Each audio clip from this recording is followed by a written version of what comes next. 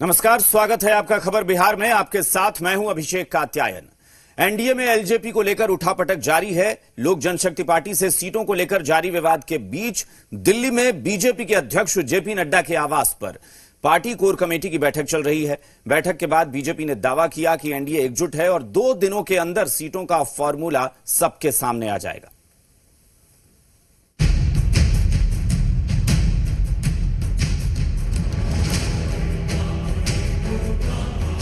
बिहार में दंगल, दिल्ली में मंथन। एलजेपी को मना लेगी बीजेपी। जेडीयू से जल्द सीटों पर चर्चा। 48 घंटे के अंदर फॉर्मूले की घोषणा। बिहार विधानसभा चुनाव को लेकर दिल्ली में बीजेपी कोर कमेटी की अहम बैठक हुई। बैठक में बिहार बीजेपी के तमाम बड़े नेता शामिल हुए। बीजेपी ने दावा किया कि एनडीए एकजुट है। हम आज और कल 2 दिनों में इस बातचीत की पूरी प्रक्रिया को पूरा करेंगे और बिहार में भारतीय जनता पार्टी, जदयू और लोजपा तीनों पार्टियां मिलकर के इस चुनाव को लड़ेंगे। उसके साथ ही जदयू के साथ जो उनके सहयोगी भी आए हैं, जितिन राम मांझी जी, उनकी पार्टी भी जदयू के साथ है और हम बिहार में पुनः एक बार एनडीए गठबंधन के साथ 3/4 बहुमत से चुनाव को विजय प्राप्त करेंगे। पार्टी नेता भूपेंद्र यादव के मुताबिक जल्द ही एलजेपी और जेडीयू से बातचीत कर 48 घंटे के भीतर सीट बंटवारे की घोषणा कर दी जाएगी। जदयू से, लोजपा से बात करने के लिए पार्टी के नेताओं को नामित किया है। शीघ्र ही हम सब लोगों से बातचीत करेंगे और गठबंधन के सभी विषयों को और सभी सीटों को हम पूरी तरीके से सुलझाएंगे। सूत्रों के मुताबिक बीजेपी ने एलजेपी के सामने 27+3 का फॉर्मूला रखा है। बीजेपी 27 विधानसभा सीटें, 2 विधान परिषद की सीट और 1 राज्यसभा की सीट एलजेपी को देने के लिए राजी है। 2015 के विधानसभा चुनाव में एलजेपी को 42 सीटें दी गई थी, जिनमें उसने 2 पर जीत दर्ज की थी। एलजेपी बीते चुनाव से अधिक सीटें चाहती है। हमारी पार्टी 143 सीट पर चुनाव लड़े। उनका इस मांग को मैं अपने राष्ट्रीय अध्यक्ष जी के समक्ष मैं रख दी हूँ। अब जो राष्ट्रीय अध्यक्ष जी का जो फैसला होगा वो पार्टी का अंतिम फैसला होगा। उनके हर फैसले का मैं स्वागत और सम्मान करती हूँ। बीजेपी कोर कमेटी की बैठक में देवेंद्र फडणवीस को आधिकारिक तौर पर बिहार का चुनाव प्रभारी घोषित किया गया। साथ ही एनडीए को किस तरह मजबूत किया जाए, इस मुद्दे पर चर्चा हुई। अब अगले 2-3 दिन एनडीए गठबंधन के सारे नेगोशिएशंस चलेंगे और हम सब शीघ्र ही सारी चीजें तय कर लेंगे। क्या अंतिम रूपरेखा तय कर ली गई? भारतीय जनता पार्टी कितने सीटों पे चुनाव लड़ेगी? जेडीयू और एलजेपी साथ में ही है? सभी एनडीए के सभी घटक दल एक साथ रह करके चुनाव लड़ेंगे और 2-3 दिनों में सब तय हो जाएगा। अगर एलजेपी को बीजेपी मनाने में कामयाब रहती है तो ये देखना दिलचस्प होगा कि जेडीयू, बीजेपी, एलजेपी और हिंदुस्तानी अवाम मोर्चा के खाते में कितनी सीटें जाती है और क्या एनडीए में शामिल सभी दल इस फॉर्मूले से संतुष्ट हो पाएंगे। नेहा सिंह, जी मीडिया, दिल्ली। एक तरफ दिल्ली में बीजेपी की बैठक में सीट शेयरिंग पर चर्चा हुई तो दूसरी तरफ एलजेपी को लेकर सस्पेंस बरकरार है। एनडीए में बने रहने पर एलजेपी की तरफ से अभी तक कोई बयान सामने नहीं आया है। उधर सीटों को लेकर चल रहे विवाद के बीच दिल्ली में एलजेपी अध्यक्ष चिराग पासवान अपने आवास पर लगातार पार्टी नेताओं के साथ बैठक कर रहे हैं। बताया जा रहा है कि चिराग पासवान ने अपने पार्टी नेताओं और कार्यकर्ताओं से कहा है कि पार्टी हित सर्वोपरि है और पार्टी के अस्तित्व को कोई मिटा नहीं सकेगा। अगर उनकी पार्टी को दबाने की कोशिश की जाएगी तो वो इसे स्वीकार नहीं करेंगे। तो एलजेपी की जो डिमांड है, दरअसल 2015 में एनडीए में एलजेपी को 42 सीटें मिली थी और एलजेपी इस बार भी उतनी सीटें या कहीं उससे ज्यादा सीटों की डिमांड कर रही है। बीजेपी ने 27 विधानसभा सीटों का ऑफर दिया है, 2 एमएलसी का ऑफर दिया है और 1 राज्यसभा के भी सीट के लिए ऑफर किया है, लेकिन एलजेपी फिलहाल उस पर हामी नहीं भर रही है। हर भाषण में कि सबसे पहले राष्ट्र है, उसके बाद पार्टी का है और आखिर में व्यक्तिगत है। तो ये हम में से कोई भी लोजपा का सदस्य, कोई भी व्यक्तिगत हित की चिंता नहीं। इस बार जो भी निर्णय पार्टी के हित, पार्टी हमारी माँ है, उसको आगे बढ़ाना है और कोई अगर सोचेगा कि हम उसको दबा लें, छोटा कर लें, अस्तित्व मिटा दें, तो वो संभव नहीं। क्या महागठबंधन की उल्टी गिनती शुरू हो गई है? क्या महागठबंधन का अस्तित्व मिट जाएगा? दिल्ली में कांग्रेस की अहम बैठक चल रही है, जिसमें पार्टी महागठबंधन में बने रहने या उससे अलग होने पर फैसला कर सकती है। उधर आरजेडी के अल्टीमेटम का आज आखिरी दिन है।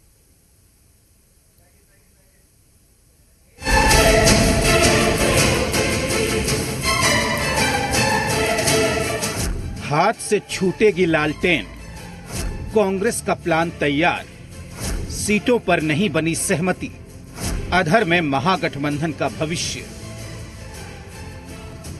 महागठबंधन का भविष्य अधर में लटक गया है।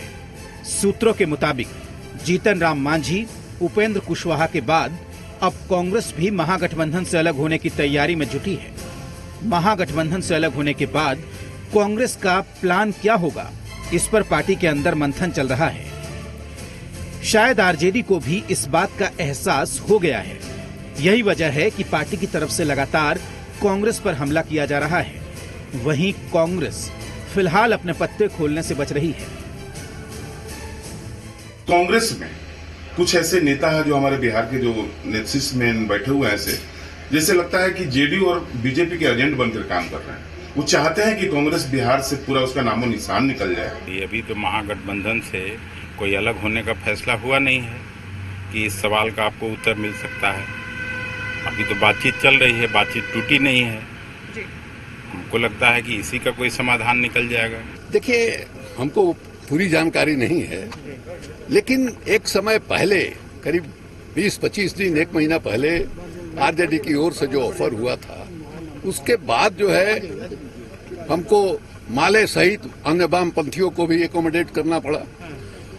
यहाँ मुकेश सहनी को भी एकोमोडेट करना पड़ रहा है। तो सारा तो हम अपने ही हिस्से से कर रहे हैं। इस बात को महसूस करना चाहिए कांग्रेस पार्टी को। जो आदेश आ जाएगा उसके अनुकूल हम लोग काम करेंगे। इस पर कौन क्या बोल रहे हैं, कौन कहाँ क्या अपना प्रवचन दे रहे हैं, हम लोगों को बोला गया है कि कोई टीका टिप्पणी नहीं करने के लिए। पार्टी का आदेश है कि आपने अपना काम कर दिया है, अब जो भी निर्णय लेना होगा हम लेंगे, आप उसका इंतजार कीजिए। दरअसल आरजेडी कांग्रेस को 58 सीटें देने को तैयार है, जबकि कांग्रेस 70 से 73 सीटों की मांग कर रही है। कांग्रेस ने साफ कर दिया है कि इससे कम सीट पार्टी को मंजूर नहीं। महागठबंधन का भविष्य क्या रहता है? क्या कांग्रेस महागठबंधन से अलग हो जाएगी? महागठबंधन से अलग होकर क्या वो अलग फ्रंट बनाएगी, या आरजेडी से चल रहे विवाद का कोई बीच का रास्ता निकल आएगा? तमाम सियासी कयासों पर से 24 घंटे के अंदर पर्दा उठने की उम्मीद है। ब्यूरो रिपोर्ट, जी मीडिया। आरजेडी जहां कांग्रेस पर लगातार अपना रुख साफ करने का दबाव बना रही है, वहीं कांग्रेस आरजेडी और महागठबंधन की चिंता छोड़ प्लान बी पर काम कर रही है। सूत्रों के मुताबिक सम्मानजनक सीट नहीं मिलने पर कांग्रेस महागठबंधन से अलग होकर अलग फ्रंट बना सकती है। क्या है कांग्रेस का प्लान बी, इस रिपोर्ट में देखिए।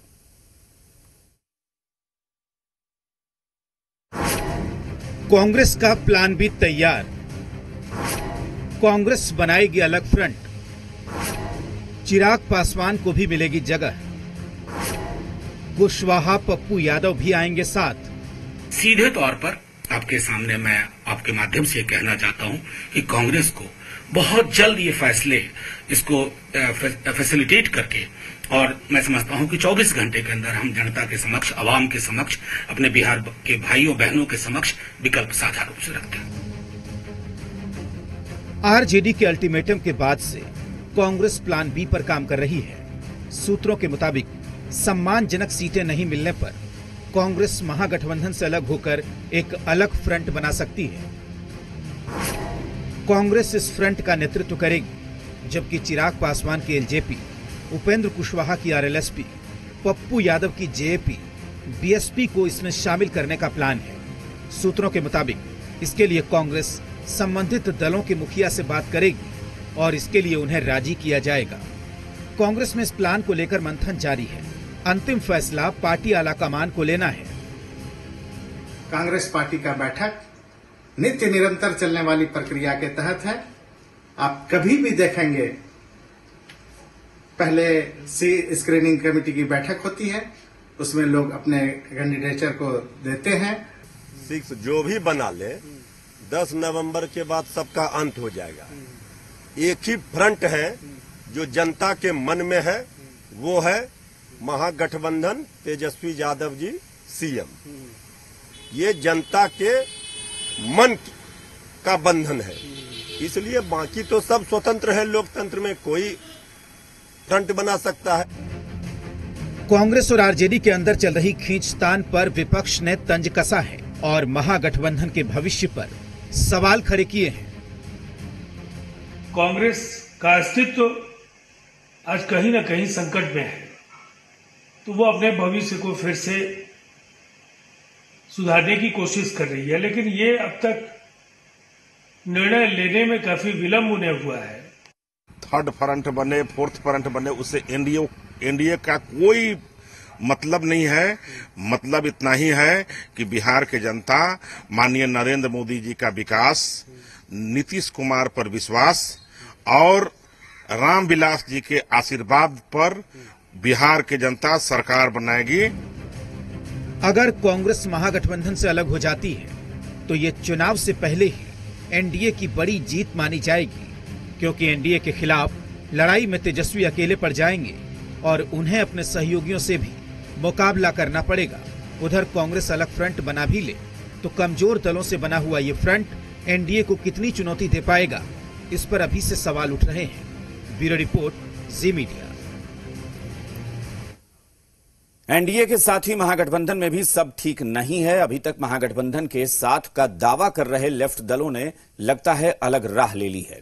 सीपीआईएमएल ने महागठबंधन में सीट बंटवारे से पहले ही अपने उम्मीदवारों की पहली सूची जारी कर दी है। सीपीआईएमएल ने 30 विधानसभा सीटों को लेकर पहली लिस्ट जारी कर दी है और इसके साथ ही साफ हो गया है कि सीपीआईएमएल ने महागठबंधन से नाता तोड़ लिया है। सीटों की पहली लिस्ट जारी होने के मौके पर पार्टी के राज्य सचिव कुणाल ने एनडीए के खिलाफ विपक्ष की कारगर एकता न होने पर दुख जताया। उन्होंने कहा कि सीटों के तालमेल को लेकर आरजेडी के साथ कई राउंड की बातचीत हुई। हमने 20 प्रमुख सीटों पर दावेदारी की थी, लेकिन आरजेडी की तरफ से जो सीटें प्रस्तावित की गई हैं उनसे हम संतुष्ट नहीं थे। कुणाल ने कहा कि हालात देखकर लगता है जनभावना पर आरजेडी की नजर नहीं है। हालांकि उन्होंने कहा कि अब भी अगर संपूर्ण तालमेल की कोई संभावना बनती है तो पार्टी उस पर विचार करेगी। तो एक बड़ा झटका महागठबंधन के लिए, क्योंकि जीतन राम मांझी के और उपेंद्र कुशवाहा के महागठबंधन से अलग होने के बाद आरजेडी बार बार ये कह रही थी कि 2 गए हैं, लेकिन वामपंथी जो दल हैं वो 3 दल हमारे साथ आ गए हैं और इसलिए हमें बड़ा फायदा होगा। लेकिन अब सीपीआईएमएल ने अलग से उम्मीदवारों का ऐलान करके एक झटका दे दिया है आरजेडी को।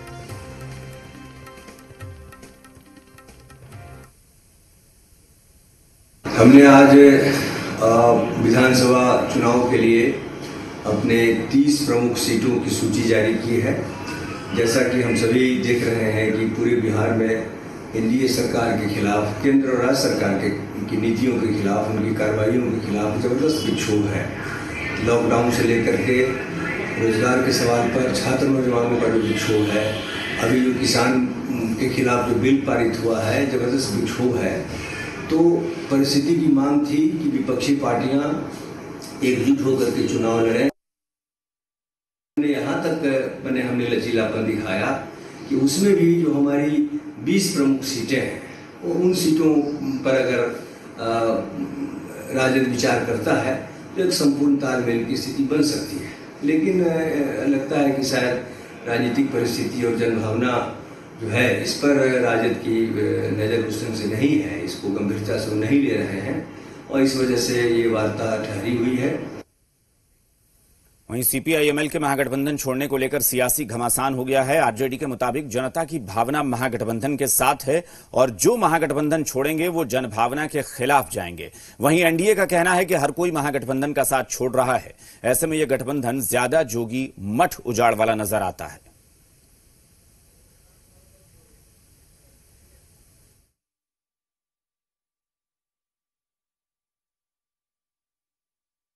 महागठबंधन में जो लोग कुछ अपनी महत्वाकांक्षा के कारण छोड़कर जाते हैं तो फिर सब चीज जनता तय करेगी। लेकिन अभी तक हम लोगों का ये मानना है कि महागठबंधन में माले रहेगी और 1-2 दिनों में सारा सब कुछ क्लियर हो जाएगा। अंततः सीपीआईएमएल ने तय किया है कि आरजेडी से अलग रास्ता तलाशे। ये तो होना ही था। आपने देखा कि महागठबंधन में जिस तरीके से जीतन राम मांझी का अपमान हुआ, उपेंद्र कुशवाहा का अपमान हुआ, मुकेश साहनी की पूछ नहीं है, कांग्रेस ने तेजस्वी को नेता मानने से इनकार कर दिया है। ऐसे में निश्चित तौर पर सीपीआईएमएल भी अलग रास्ता तलाश रही है। तो ये वही बात है कि ज्यादा जोगी मठ उजाड़। भारतीय चुनाव आयोग की टीम बिहार के दौरे पर है और लगातार चुनावी तैयारियों को लेकर जरूरी बैठकें कर रही है। बिहार की सियासी जो पार्टियां हैं और बिहार एनफोर्समेंट एजेंसीज हैं, उनके साथ बैठक के बाद मुख्य निर्वाचन आयुक्त सुनील अरोड़ा ने सूबे के 26 DM, commissioner, SP, SSP, DIG समेत अन्य अधिकारियों के साथ बैठक की, जिसमें चुनाव तैयारियों को लेकर समीक्षा की गई। बैठक में स्वास्थ्य के प्रधान सचिव भी मौजूद रहे। पटना सिटी में गायघाट के बाल सुधार गृह में रहने वाले 5 बाल कैदी कोरोना पॉजिटिव पाए गए हैं, जिसके बाद से बाल कैदियों में हड़कंप मच गया है। बाल कैदियों के परिजनों ने वहां पहुंचकर जमकर हंगामा किया और सभी बाल कैदियों की जांच कराने की मांग की।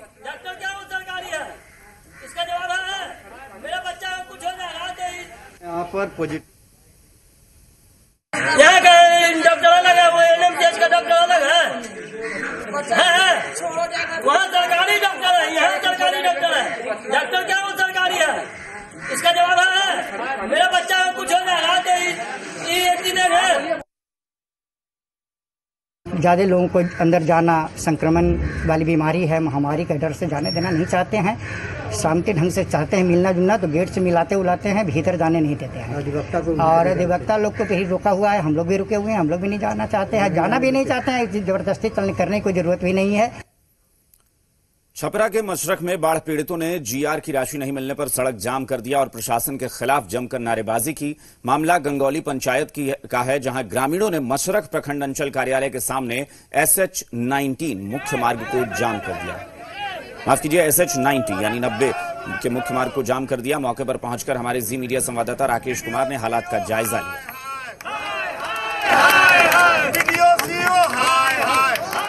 बाढ़ में जीआर की राशि नहीं मिलने से नाराज लोगों ने मशरख ब्लॉक के निकट SH90 को जाम किया। आप तस्वीरों में देख सकते हैं, बहुत सारे महिला और पुरुष लोग जो है ये जीआर की राशि नहीं मिलने से परेशान है। क्या काहे आप सड़क जाम किए, बताइए तो।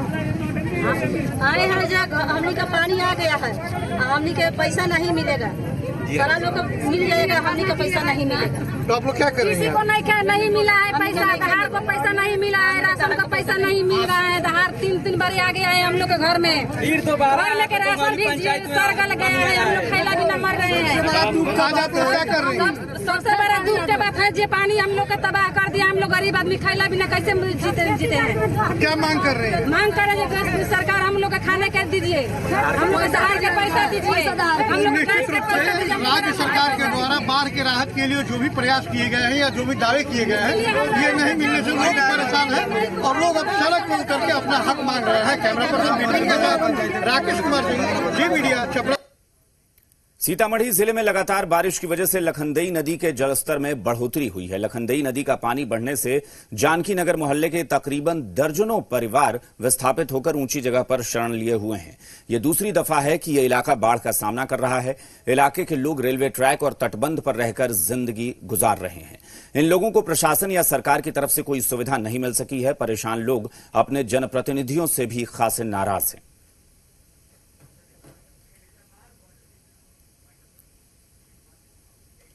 इन्हीं खबरों के साथ इस बुलेटिन में फिलहाल